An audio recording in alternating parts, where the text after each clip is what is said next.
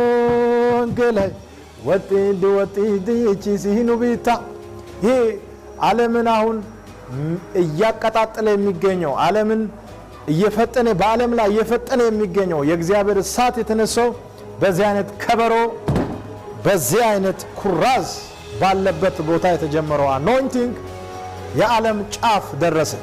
ስለዚህ እግዚአብሔር በእናንተ ላይ ጀምረው መልካም ሥራ እስከ ዓለም ፍጻሜ ይቀጥላል።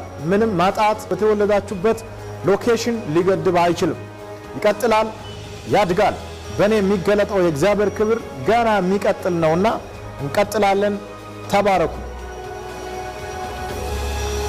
እንግዲህ ቸርቹ የሚገኘው እዚህ ሲሆን የቸርቹ ጓሮ እንሰት ውስጥ ነው። ጎመን አለ፣ እንሰት አለ፣ እንዲሁም ደግሞ የተለያዩ ነገሮች አሉና ገጠር ውስጥ ነው። 3 ክላስ አለ። ይሄ ክላስም ይሄኛው ቸርችም አልነበረም። ዳሳሳ ጎጆ ነበር ያኔ። በዚሁ ዝናብ እዚሁ ጋር ሲያፈስ እዚሁ ሽፍት እናረጋለን፣ እዛም ሲያፈስ እዚሁ ሽፍት እናረጋለን። ቦታ ሲጠፋ ሁሉም ቦታ ጎጆ ቤት ውሃ ዝናብ ሲያፈስ መሄጃትን በዝናብ ላይ ቆመን እና ትዝ ይለኛል። በዚህ አይነት ሁኔታ ውስጥ ነው አልፈን ያገለገልነው። እግዚአብሔር መልካም፣ ካመናችሁ የማያልፍ ነገር የለም። በእግዚአብሔር ቸርነት ሁሉም አልፏል፣ ሁሉም ይታለፋል፣ ሁሉንም እናልፋለን። እንደዚህ አይነት ሎኬሽን ውስጥ ሆናችሁ እያገለገላችሁ የምትገኙ ወንድና ሴት ባሪያዎች ለእናንተ ተስፋችሁ እንዲለመልምና እምነት እንዲሆን ነው ይህንን የማሳያችሁ። ነቢይ እዩ የሚባል ሰው ከአሜሪካ ወይም ከአውሮፓ የመጣ ሰው አይደል፣ ወይም አንድ በሚገርም በቅንጦት ከተማ ያደገ ሰው አይደል።